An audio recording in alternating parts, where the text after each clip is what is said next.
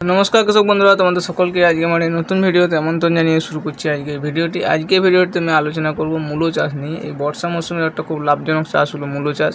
তো মূলো চাষ নিয়ে আমি বিস্তারিত আলোচনা করব। মূলো চাষ নিয়ে আমাদের ভিডিও কোনো দিন নাই, এই প্রথমে একটা ভিডিও দিচ্ছি যেটাতে তোমাদের মূলো চাষের মধ্যে যে সমস্ত সমস্যাগুলো হয়ে থাকে সেই সমস্যাগুলো তোমাদের আর হবে না, এবং মূলো তোমরা আশানুরূপ মূলো তোমরা তুলতে পারবে এবং মূলো বিক্রি করে বা মূলো নিয়ে তোমাদের উপার্জন হবে।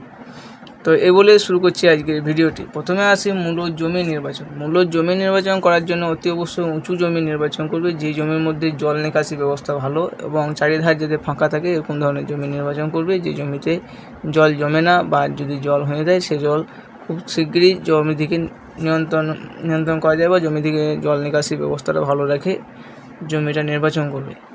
আর মাটিটা অতি অবশ্যই বেলে দোআঁশ অথবা এঁটেল দোআঁশ, এই দুটো মাটির মধ্যে যে কোনো একটা মাটিতে তোমরা নির্বাচন করবে।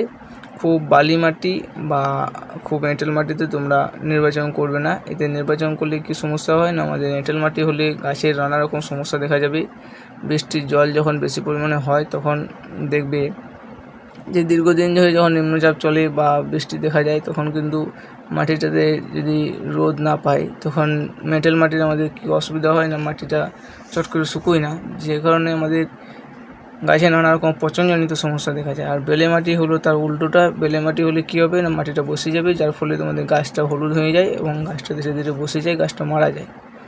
এবারে আসি জমি তৈরি করার জন্য মূলো চাষের সবচেয়ে বেশি পরিমাণ মাটি তৈরি করতে হয়, কারণ মূলো চাষ এমন একটি চাষ যেটার মধ্যে মাটির নিচের দিকে মূলোটা হয়। তো এই মাটির নিচের দিকে মূলোটা হওয়ার জন্য কমপক্ষে 6 থেকে 7টা চাষ দেবে এবং বেডটা উঁচু করে মূলোটা লাগাবে। তো বেড উঁচু করার কথা আমি তারপরে আসছি। এবারে আসি জাত নির্বাচন। তো জাত নির্বাচন করতে গেলে তোমাদের এই সময় লাল আউশ মূলো চাষ করতে পারো অথবা সাদা মূলো কিংবা হাইব্রিড মূলো তোমরা চাষ করতে পারো। যে কোনো একটা তোমরা মূলোর জাত নির্বাচন করবে। যে জাতটা তোমাদের লাল আউশ মূলো যে জাতটা সেটা তোমার 25 থেকে 30 দিন বয়সে তোমরা মূলো বিক্রি করতে পারবে। আর যদি বলি সাদা মূলো, এটা তোমাদের শাক হতে 30 থেকে 35 দিন লাগে, এবং যদি মূলো করার কথা হয় তাহলে 45 থেকে 50 দিন বয়সে তোমরা বিক্রি করতে পারবে। তারপরে এই জাতের ওপর নির্বাচন করে আমাদের নির্বাচন করতে হবে সার। যদি লাল আউশ মূলো বা দেশি মূলো চাষ করে থাকো সেক্ষেত্রে 1.5 কেজি 10-26 দিয়ে তোমরা জমিটা তৈরি করবে, আর 2 ট্রাক্টর বিঘা প্রতি গোবর সার ব্যবহার করবে। আর যদি সেটা না সম্ভব হয় সেক্ষেত্রে তোমরা 1 কেজি ডিএপি 500 পটাশ দিয়ে দেশি মূলো যে জাতগুলো সেগুলোতে তোমরা জমি তৈরি করতে পারো। অথবা যদি হাইব্রিড মূলো চাষ করো সেক্ষেত্রে 2 কেজি 10-26 ব্যবহার করতে পারো, অথবা 1 কেজি ডিএপি 1 কেজি পটাশ দিয়ে তোমরা জমিটা তৈরি করবে। এবারে জমিটা তৈরি করার পর আমাদের যে কাজটি করতে হবে, যে জমির মধ্যে জল নিকাশি ব্যবস্থাটা খুব ভালোভাবে তৈরি করতে হবে। ড্রেনটা উঁচু করে করতে হবে, বেড কাটতে হবে। তো বেড কেটে বেডটা যাতে উঁচু হয় কমপক্ষে 7 থেকে 8 ইঞ্চি, যাতে ড্রেন থেকে উঁচু হয়, এবং বেডটার শেপটা হবে একটা রাউন্ড শেপের মতন বেডটা হবে, যার মধ্যে বৃষ্টির জল যখন পড়বে তখন সেই জলটা গড়িয়ে ড্রেনে পড়বে এবং ড্রেন থেকে মেন ড্রেন হয়ে জমির বাইরে চলে যাবে। সেরকমভাবে আমাদের বেডগুলো তৈরি করতে হয়, এবং তোমরা অবশ্য ভিডিও স্ক্রিনে দেখতে পাচ্ছ আমরা কীরকমভাবে বেডগুলো তৈরি করি। তো এরকমভাবে তোমরাও বেডগুলো তৈরি করবে।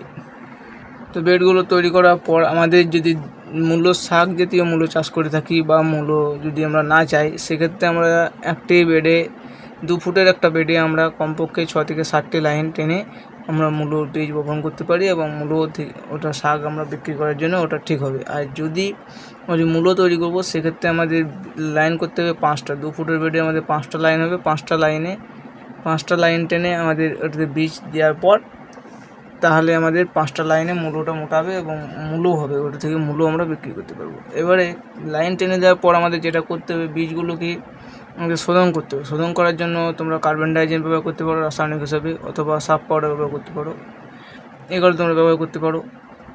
আর যদি বলি যে যদি জৈব উপায়ে তোমরা চাষ করতে চাও, তো জৈব উপায়ে চাষ করলে তোমাদের যেটা করতে হবে, তোমাদেরকে ট্রাইকোডার্মা ভিরিডি প্রতি 100 গ্রাম বীজে 6 থেকে 7 গ্রাম মিশিয়ে একবার ছায়াতে শুকিয়ে নেওয়ার পর সেই বীজটা লাইনে দিয়ে দেবে। লাইনে দিয়ে মাটি ঢাকা দিয়ে দেবে। তোমাদের 4 থেকে 5 দিন পরে দেখবে চারা গাছ দেখা যাবে।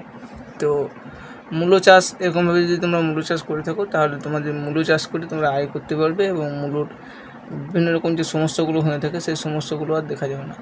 তো মূলো চাষ তোমরা এই সময় করো, আর মূলো চাষ করে তোমাদের আয় করো। তাহলে এই বলেই ভিডিওটা রাখছি। ধন্যবাদ, ভালো থেকে আবার দেখো নতুন কোনো ভিডিও নিয়ে।